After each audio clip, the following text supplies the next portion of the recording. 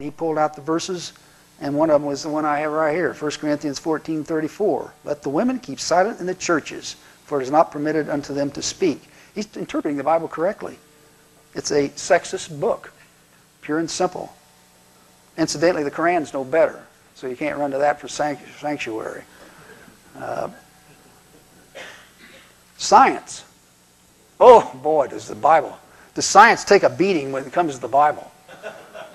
Terrible. Leviticus is a disaster as far as Christians are concerned. It talks about four-footed fowl. When's the last time you saw a duck or chicken with 4 legs? Talks about four-footed locusts, beetles, and grasshoppers. They're insects. They all have 6 legs. Talks about hares chewing the cud. Well, just because a rabbit moves his mouth like it does, I didn't mean it's chewing the cud. He's not a ruminant like a cow. That's going strictly by observation, which is not scientific. It says a bat's a bird. It gives a list of, in Leviticus, it gives a list of 19 birds. The last one is a bat. And the first-year biology student would tell you, a bat's not a bird, it's a mammal. Jesus says, here he doesn't know what he's talking about either. He says the mustard seed is the smallest of all seeds. It's not. An orchid seed's smaller. Many seeds are smaller than a mustard seed.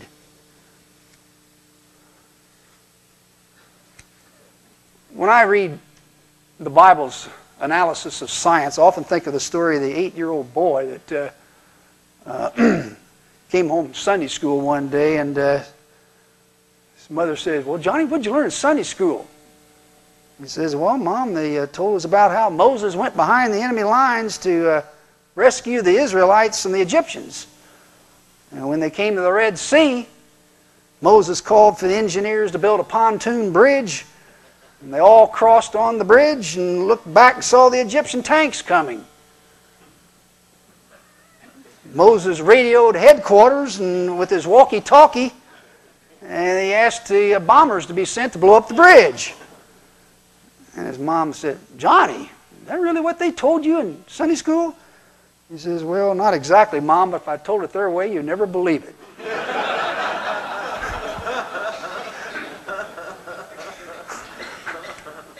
But you know, you think about it, any book that will teach people that sticks will turn into snakes, donkeys talked, a woman turned into a pillar of salt, an axe head floated, people rose from the dead, the sun went back on the dial. I mean, anybody believe that superstitious, silly nonsense will believe in anything. There's nothing too ridiculous. All you have to do is put it in what they think is a sacred book. Nothing's too absurd. You have Roman mythology, you have Greek mythology, you have Egyptian mythology, and you have Christian mythology. And the Bible absolutely reeks with it. Another problem with the Bible is that some of the language is out of what should I say? I have to pick my terminology well. I would say pornography, pornographic. I'll probably say it's certainly profane. I'm going to read some of the language from the Bible, and you'll realize why some people wanted it banned in Boston. A little gross. I'm not going to interpret these terms because we're all adults, and I think we can figure it out for ourselves. Deuteronomy 23, 1-2 says, he that is wounded in the stones, or hath his privy member cut off, shall not enter into the congregation of the Lord. A bastard shall not enter into the congregation of the Lord. Now, that's the kind of language you want your children to get up and read about on Sunday morning. Ezekiel 23, 20, 21. Yes, she increased her harlotry and doted upon her paramours, whose members were like those of asses, and whose issue was like that of horses.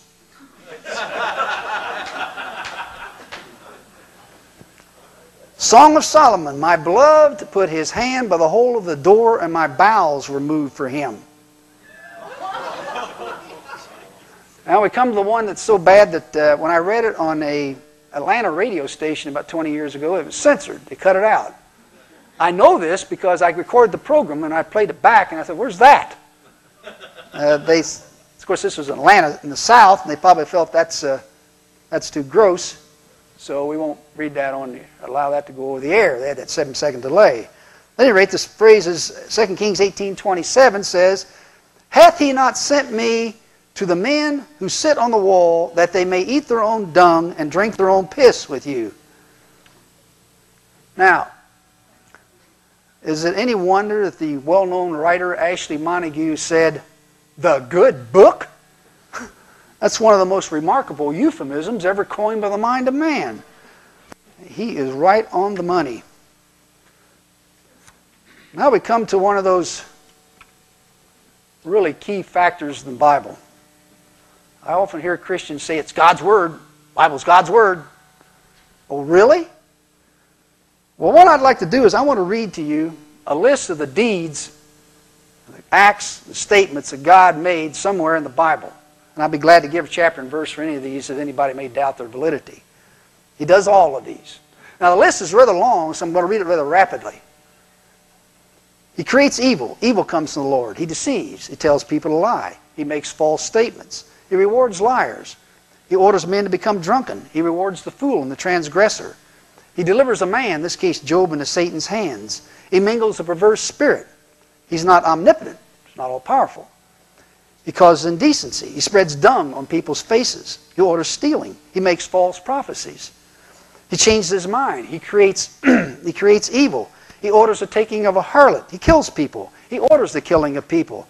He has a temper. He's often jealous. He's not omnipresent. In some cases, he's not everywhere. He's not omniscient. Doesn't know all. He often repents. He practices injustice. He plays favorites. He sanctions slavery. He degrades deformed people. He punishes bastards for being illegitimate.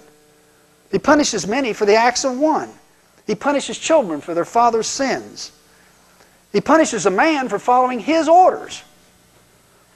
He punishes people for hearing his words. He supports human sacrifices. He orders cannibalism. He demands virgins as a part of war plunder. He orders gambling. He requires an unbetrothed virgin to marry her